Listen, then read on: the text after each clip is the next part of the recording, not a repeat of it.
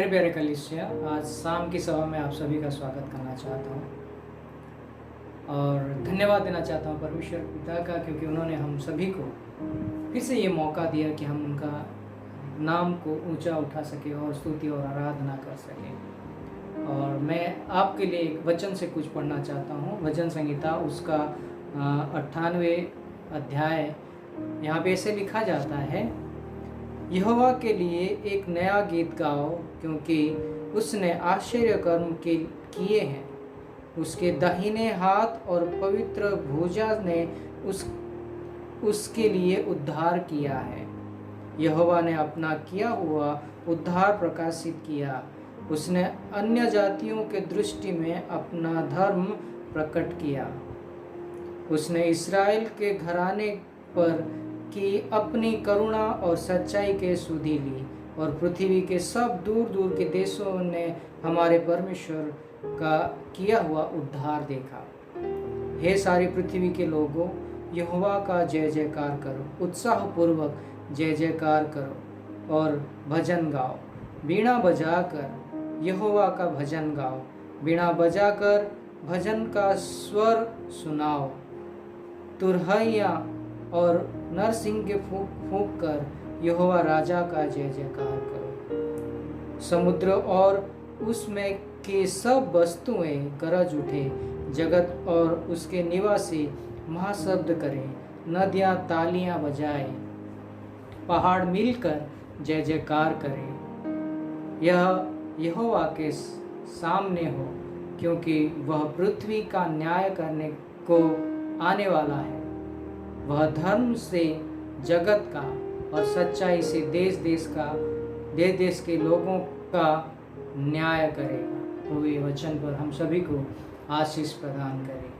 आइए हम प्रार्थना करते हैं और परमेश्वर के निकट आते हैं। धन्यवाद देते हैं पिता, धन्यवाद देते हैं परमेश्वर, क्योंकि तू महान है परमेश्वर, तू राजाओं का राजा है।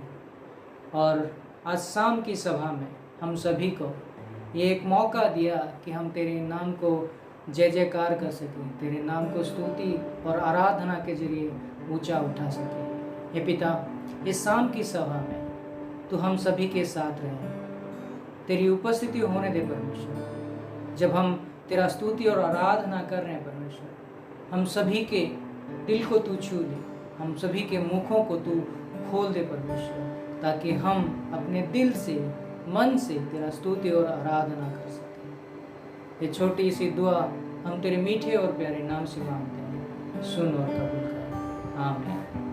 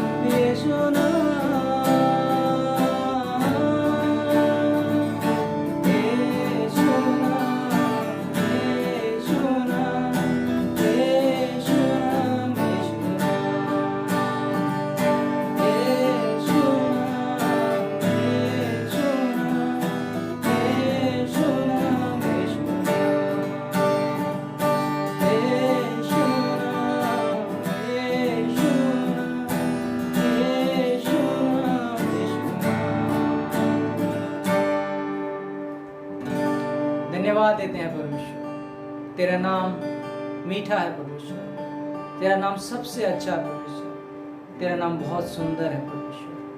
हे परमेश्वर, तेरे नाम में चंगाई मिलती है परमेश्वर, तेरा नाम सच्चा है परमेश्वर। धन्यवाद देते हैं हे पिता, जब हम तेरी महिमा कर रहे हैं, तेरी स्तुति और आराधना कर रहे हैं परमेश्वर, तो हम सभी को तू छू ले परमेश्वर। धन्यवाद देते हैं, धन्यवाद देते हैं।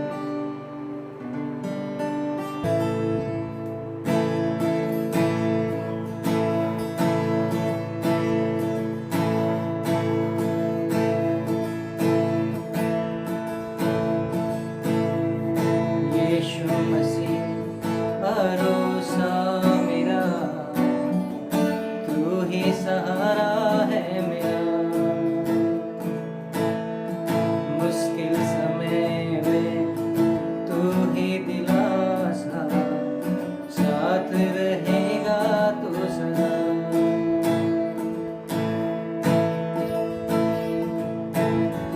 करुणा भलाई तेरी सदा रहेगी मुझ पर, तेरी विश्वास योग्यता देखूंगा मैं उम्र भर। मैं हाथ उठाकर गाऊंगा, यीशु तेरा नाम रहे ऊंचा। मैं हाथ उठाकर गाऊंगा, यीशु तेरा नाम रहे ऊंचा।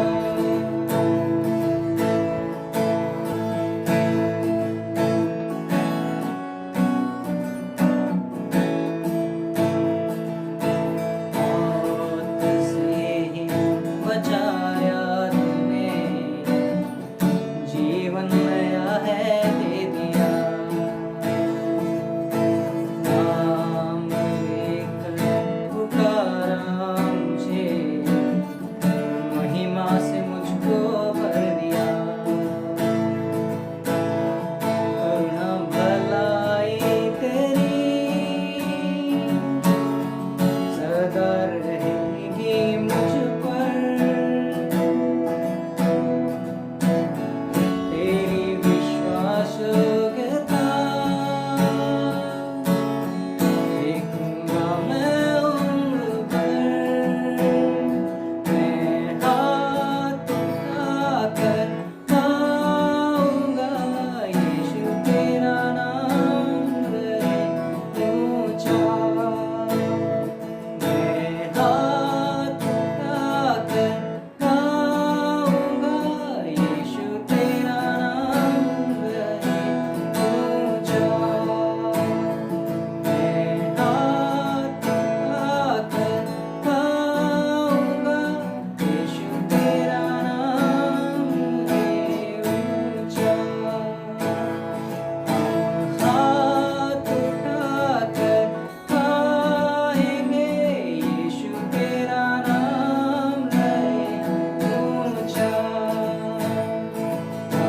हाथ उठाकर गाएंगे, यीशु तेरा नाम रहे ऊंचा। यीशु तेरा नाम रहे ऊंचा। धन्यवाद देते हैं पिता, तेरा नाम ऊंचा रहे परमेश्वर, क्योंकि तूने हमको सारे मुसीबतों से, सारे तकलीफों से बचा के हमको एक नया जीवन दिया है परमेश्वर। धन्यवाद देते हैं परमेश्वर, तेरा नाम सबसे ऊंचा है परमेश्वर। धन्यवाद देते हैं पिता। हे पिता, ये आगे का सारा समय हम तेरे हाथों में सौंपते हैं। ये छोटी सी दुआ तेरे मीठे और प्यारे नाम से मांगते हैं, सुनो और कबूल करो। आमीन।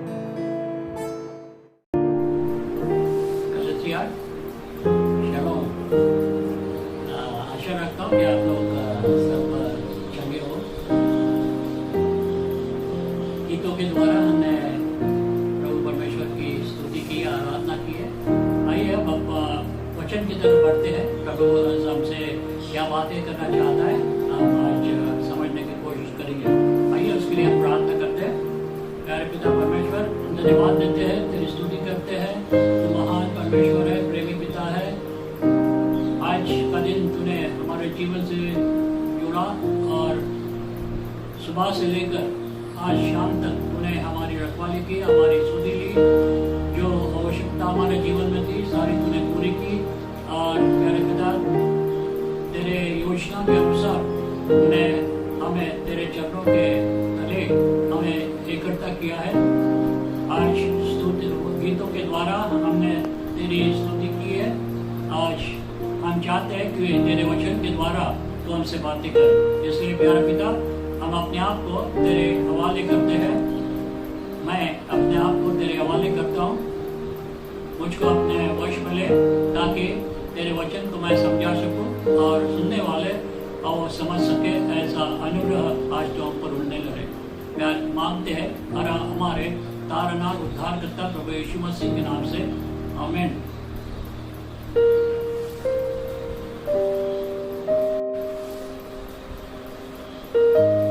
बहुत से बार हम बोलते हैं ना, कोई हमारे पास में आता है, कोई भाई आता है, बहन आती है, फिर कहते हैं कि मेरी ये समस्या है।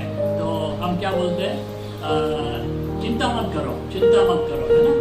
चिंता मत करो बोलना बहुत आसान होता है, लेकिन जो भाई जो बहन हमारे पास में उसकी समस्या हमारे सामने कहता है, बोलता है, क्या हम सिर्फ बोलते चिंता करो मत करो, लेकिन क्या उसकी समस्या को दूर करने के लिए, समस्या को हल करने के लिए हम कुछ करते हैं? बहुत मुश्किल है ना। बोलना बहुत मुश्किल आसान होता है, लेकिन करना बहुत मुश्किल होता है। आज का विषय में अपने साथ में लेना, चिंता मत करो। बाइबल में जब हम जाते हैं, बाइबल परमेश्वर का वचन है, परमेश्वर भी हमसे उसके वचनों में कहता है कि चिंता मत करो। देखते हैं 2-4 वचन है। आज समय के लिए, समय बचाने के लिए मैंने वचनों को लिख कर रखा है और मैं आपके सामने पढ़ता जाऊंगा। पहले वचन जो है फिलिपियों की पत्री, उसके 4थे अध्याय और 6वां वचन, फिलिपियों 4:6, फिलिपियंस चैप्टर 4 वर्स 6 में वहां पे लिखा है कि किसी बात की चिंता मत करो, किसी बात की चिंता मत करो। मत्ती 6 और 27 में जाते हैं और वहां पे लिखता है कि तुम में कौन है जो चिंता करके अपनी आयु की एक घड़ी, तुम में कौन है जो चिंता करके अपनी आयु की एक घड़ी बढ़ा सकता है? तुम्हें ऐसा कौन है जो चिंता करता है, चिंता करके अपना आयु जो है वो बढ़ा सकता है? तीसरा वचन जो हम देखते हैं मत्ती लिखित सुसमाचार में 6 अध्याय के 31 वचन में, वहां पे हम पढ़ते हैं, इसलिए तुम चिंता करके यह न कहना कि हम क्या खाए या क्या पिएंगे या क्या पहनेंगे। तो परमेश्वर हमें कहता है, परमेश्वर हम भी कहते हैं लोगों को कि चिंता मत करो, चिंता मत करो। यहाँ पे परमेश्वर के वचन में परमेश्वर कहता है कि चिंता मत करो। क्या सचमुच परमेश्वर हमारे लिए हमारी चिंता करता है? आज हम उसके वचनों के द्वारा ही देखने की कोशिश करेंगे, समझेंगे कि परमेश्वर हमसे क्या और कैसे चिंता करता है, क्या चिंता करता है। और हम देखते हैं कि परमेश्वर जो है, हम मनुष्य है, हम बोलते हैं लेकिन हम कर नहीं पाते हैं, लेकिन परमेश्वर जो है वो हमारा परमेश्वर ही केवल नहीं है, तो हमारा वो पिता है। और पिता होने के कारण उसे हमारी कितनी चिंता है, आज उसी के वचन के द्वारा हम देखने की कोशिश करेंगे। कुछ 6-7 वचन है, हम देखेंगे, वचनों के द्वारा हम समझने की कोशिश करेंगे। पहला वचन जो है हम देखते हैं कि मत्ती लिखित सुसमाचार 30वां वचन, मत्ती 10 और 30, मैथ्यूस 10 और 30, और वहां पे हम पढ़ते हैं कि तुम्हारे सिर के बाल भी सब गिने हुए हैं, तुम्हारे सिर के बाल भी सब गिने हुए हैं।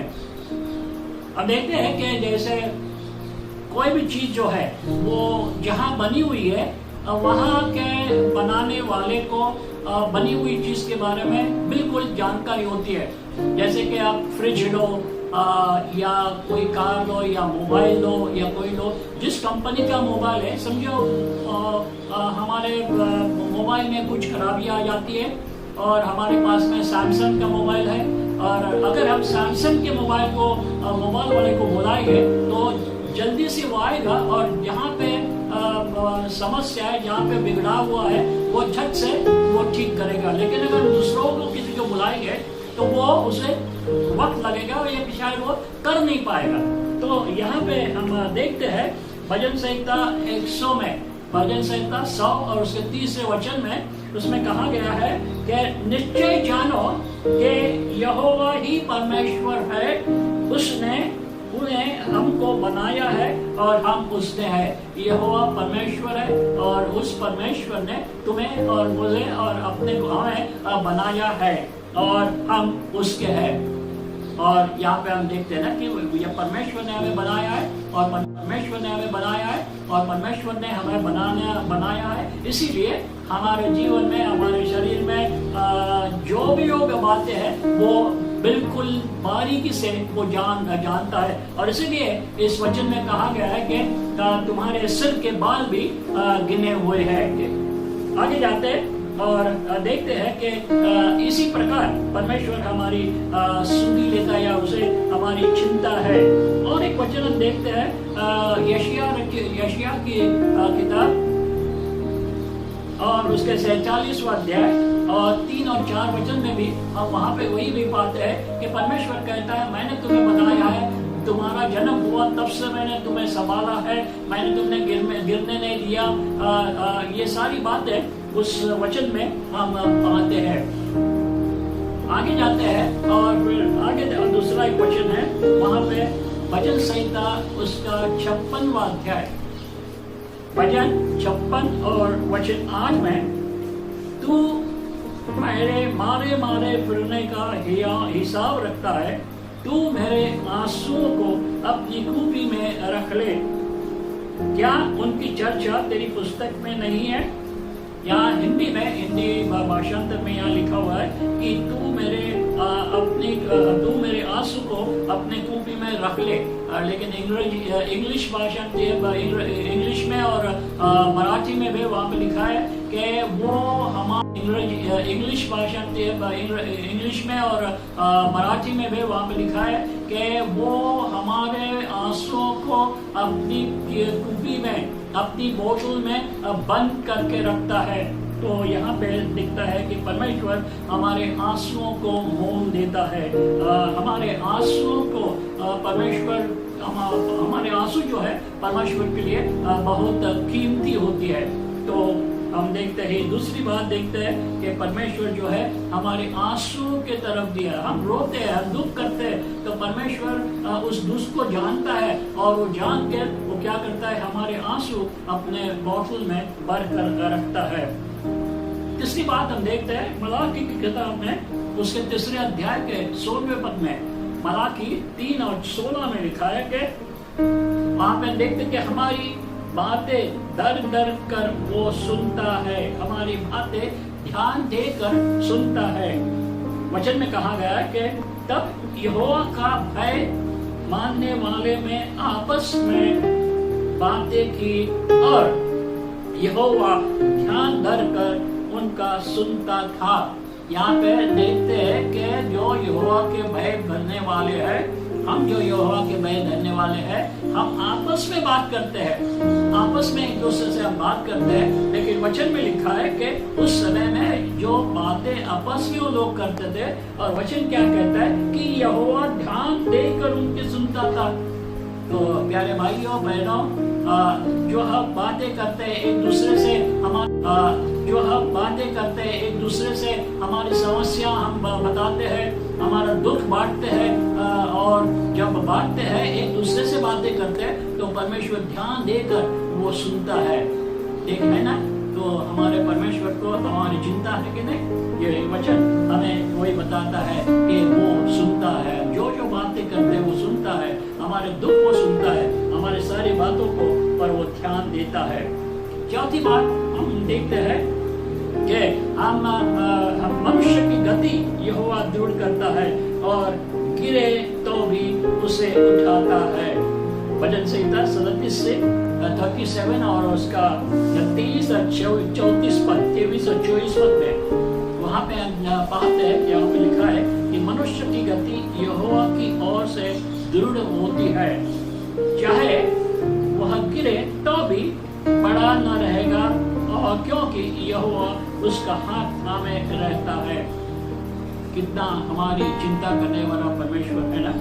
वो कहता है कि हम इस जगत में है, हम यात्रा में चलते हैं, जाते हैं, आगे आगे बढ़ते हैं, आगे आगे बढ़ते समय बहुत से बार कभी कभी हम ज्यादा रफ्तार से हम आगे बढ़ते हैं और तकलीफ में मुसीबत में आ सकते हैं, लेकिन परमेश्वर कहता है कि वो हमारे पाँव को स्थिर करता है, हमारे पाँव को वो संभालता है। और कभी कभी ऐसा होता है कि हम गिरते हैं, लेकिन परमेश्वर कहता है हम अगर गिरते भी है तो हमें उसी परमेश्वर कहता है हम अगर गिरते भी है तो हमें उसी गिरी हुई अवस्था में वो रहने दे देता है, वो अपना हाथ में देता है, हमें उठा लेता है। तो देखते हैं ना, परमेश्वर हमसे हमारी चिंता करता है, हमारी सहायता करने के लिए, हमारी मदद करने के लिए वो आगे आता है। मतलब वो जो बोलता है चिंता मत करो, वो मतलब से बोलता है और वो हमारी सहायता करने के लिए आगे आगे बढ़ता है। भजन संहिता 32 में भी हम पढ़ते हैं, कभी कभी हमारे समझ में कुछ बातें आती नहीं है, समस्या बहुत बड़ी होती है और हम सोचते हैं क्या करना है। इस वचन में हम पाते हैं, वो कहता है कि मैं तुझे बुद्धि दूंगा और इस मार्ग में तुझे चलना होगा, उससे तेरी अगुवाई करूंगा।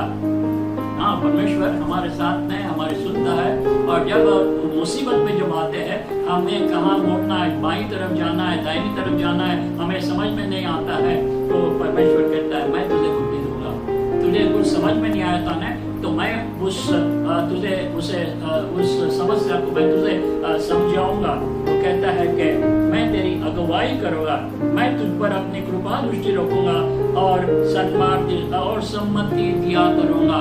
तुझे मैं मार्गदर्शन करूंगा, तेरे आगे आगे मैं चलूंगा, तेरे साथ साथ में चलूंगा और मैं तेरी सहायता करूंगा। तो ये 4 बातें हमने देखी। 5वीं बात हम देखते हैं कि परमेश्वर जो है हम पुकारते उसे, प्रार्थना करते उसे, अपने दुख को उसके सामने लेके जाते हैं और परमेश्वर कहता है वो हमें सुनता है। यशायाह नबी की किताब उसके 58वें अध्याय के 9 के वचन में लिखा है, तू पुकारेगा और यहोवा उत्तर देगा। तू पुकारेगा और यहोवा उत्तर देगा। हम उसके पास में जाते हैं और उसे पुकारते हैं, हे परमेश्वर, और वो क्या कहता है, तो तू दुहाई देगा। और वह मतलब बार बार हम उससे बात कहते हैं, परमेश्वर तू मुझसे मदद कर, परमेश्वर तू मुझे मेरी सहायता कर। तो यहाँ पे लिखा है तू दुहाई देगा और वह कहेगा मैं यहाँ हूँ। और दूसरा उसका मतलब वहाँ पे लिखा गया है कि मैं यहाँ हूँ और तू मेरे तरफ देख, है ना। तो यहाँ पे हम देखते हैं कि परमेश्वर हमारी सहायता करता है, हमारी चिंता उसे है।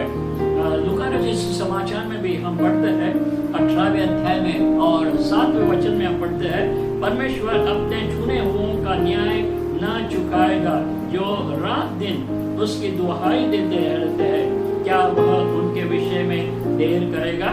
वहाँ पे न्यायाधीश के बारे में परमेश्वर बातें करता है और बातें करने के बाद में वो कहता है कि अन्यायी परमेश्वर जो है, न्यायाधीश जो है, वो सुनता है, कभी कभी सुनता है, लेकिन परमेश्वर कहता है तुम जो मेरे हो, क्या तुम्हारे सुनूंगा जब तुम दुहाई करोगे, बार बार मेरे पास में आपके आवाज उठाओगे, मदद की याचना करोगे, तो क्या मैं तुम्हारे सुनूंगा नहीं।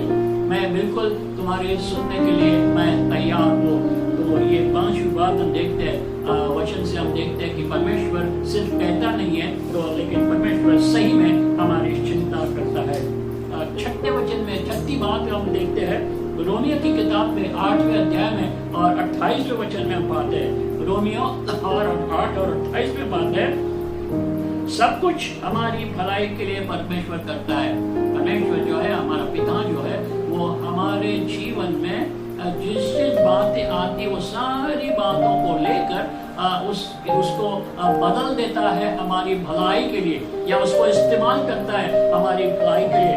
वचन में लिखा गया है कि जो लोग परमेश्वर से प्रेम रखते हैं, आप और हम परमेश्वर से प्रेम रखते हैं ना, और आप परमेश्वर से प्रेम रखते हैं, इसीलिए आज हम इकट्ठा हुए हैं ना। तो वो कहता है कि जो परमेश्वर से प्रेम रखते हैं उसके लिए सब बातें मिलकर भलाई ही उत्पन्न करती है।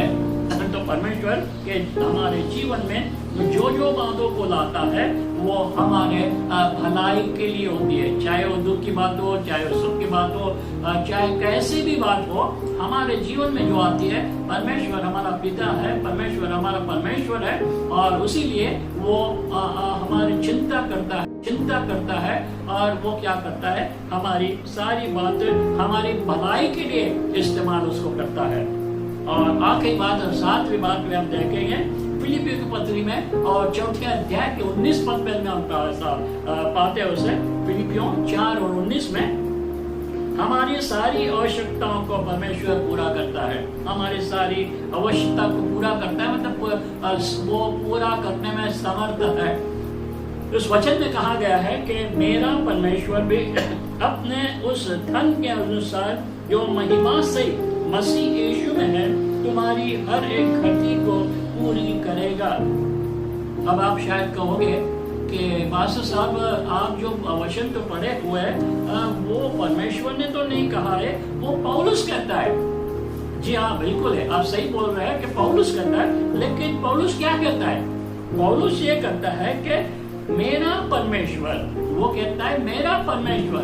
क्यों कहता हो? कि पौलुस ने उसके जीवन में पाया है कि उसकी सारी चिंताओं को परमेश्वर ने दूर किया है। जब वो मुसीबत में था, हम देखते हैं परमेश्वर दौड़ के उसके मुसीबत में आया। जब वो कैद में था, परमेश्वर ने उसे छुड़ाया। जब वो तूफान में पड़ा हुआ था, परमेश्वर ने उसे बचाया।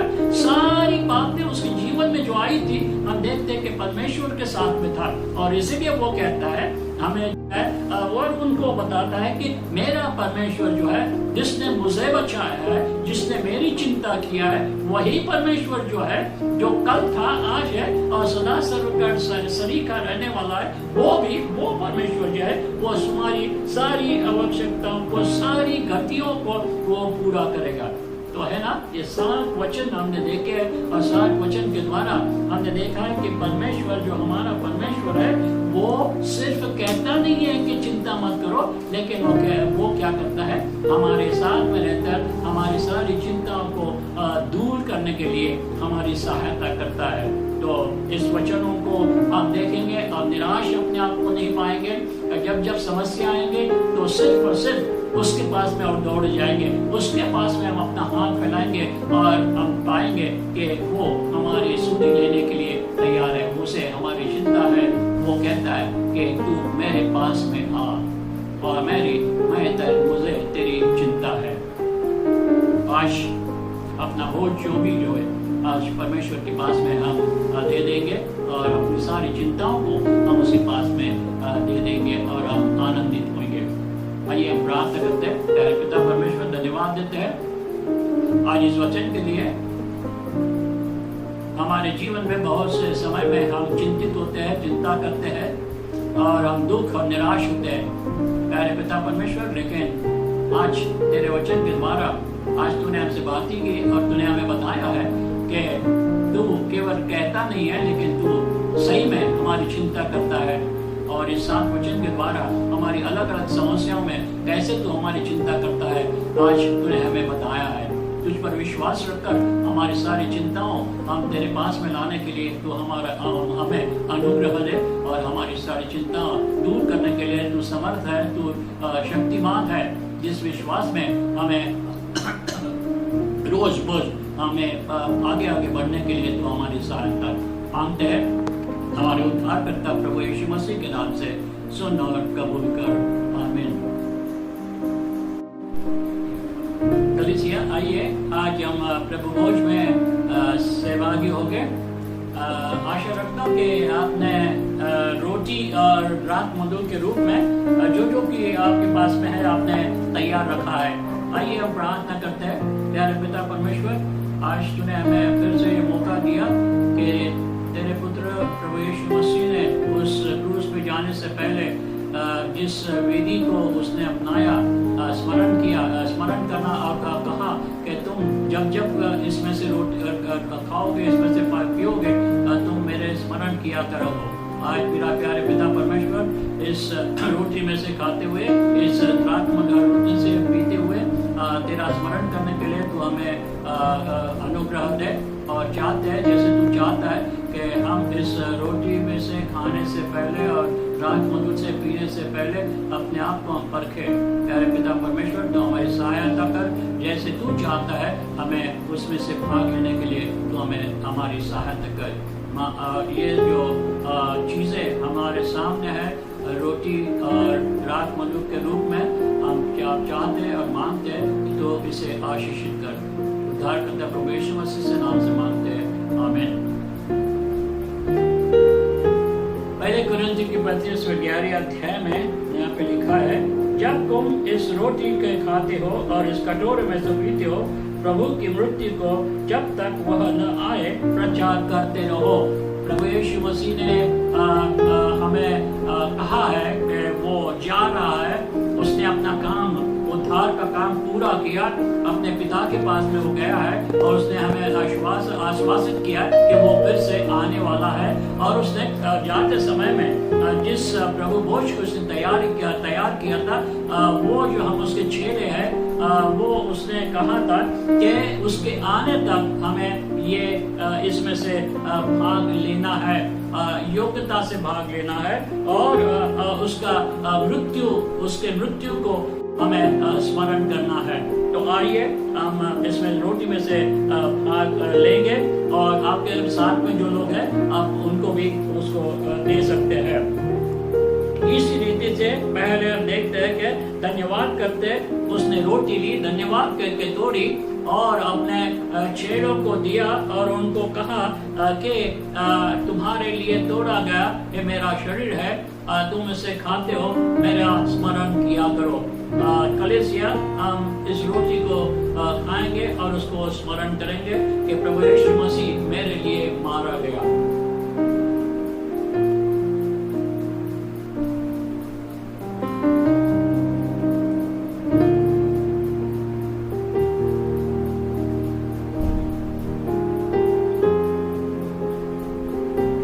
इसी रीति से बियार के पीछे उसने कटोरा लिया और कहा, यह कटोरा मेरे लहू में नई वाचा हो, जब कभी तुम इसमें से पियो तो मेरा स्मरण किया करो। यह लहू जो है तुम्हारे लिए नई वाचा है। तो प्रभु यीशु मसीह ने उसके प्राण हो, उसके खून बहाने के द्वारा हमारे लिए एक नई वाचा बांधी हुई है और उसका हम इस रात मधुर को पीते समय हम उसको स्मरण करेंगे।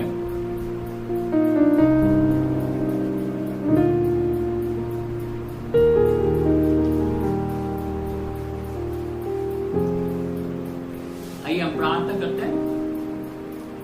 प्यारे पिता परमेश्वर, धन्यवाद देते हैं तेरे इस महान प्रेम के लिए, हमें नरक से बचाने के लिए तूने अपने प्यारे पुत्र प्रभु यीशु मसीह को इस जगत में भेजा। तेरे पुत्र ने, प्रभु यीशु मसीह ने हमारे ऊपर के प्यार के खातिर उस क्रूस पर अपने आप को बलि दिया, कीमत चुकाई और उस स्वर्ग को हमारे लिए उसने खरीदा। प्यारे पिता, धन्यवाद देते हैं, तेरी स्तुति करते हैं। तेरे पुत्र प्रभु यीशु मसीह पर विश्वास करने के नाते तूने हमें अपना बेटा, अपने बेटे और बेटियां बनाया और तूने हमें उस एक महान आशा दी है कि हम इस जगत को जब छोड़ेंगे तो हम जो तूने हमारे लिए जगह बनाई है, हम वहाँ पर हमेशा के लिए तेरे साथ में रहने के लिए हम आने वाले हैं। और इस आशा में, इस जीवन हमारा जीवन इस जगत में अपना जीवन हम जीते हुए तो हमारी सहायता कर। जो तू हमसे चाहता है कि तेरे मृत्यु को हम स्मरण करें और तू सारे जगत के लिए पापों के लिए अपना लहू बहाया, अपने आप को तूने अर्पण किया, त्याग किया, इन लोगों को मैं बताए और तेरे राज में हम लोगों को ले आए। ऐसा अनुग्रह तू हमें कर। मांगते हैं हमारा उद्धार करता प्रभु यीशु मसीह के नाम से सुन और कबूल कर। आमीन। अब शांतिता परमेश्वर जो हमारे प्रभु यीशु मसीह को जो भेड़ों का महान रखवाला सनातन वाचा के लोग के ग्रुप के मरे हुए में से जिलाकर ले आया, तुम्हें हर एक भली बात में सिद्ध करे जिसमें तुम उसी इच्छा की पूरी करो और जो कुछ उसको भाता है उसे यीशु मसीह के द्वारा हमें उत्पन्न करे। उसकी महिमा युगानुयुग होती रहे। आमीन। प्रभु परमेश्वर तू कितना भला है, तेरी भलाई सदा की है।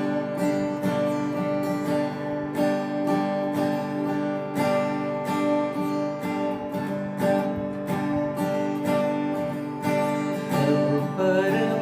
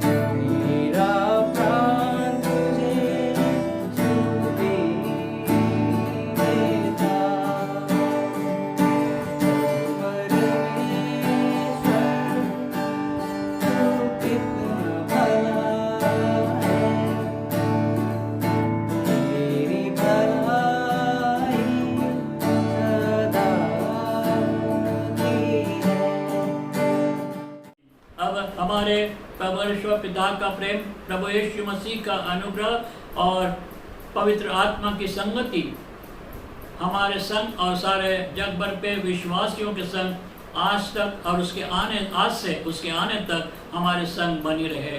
आमीन।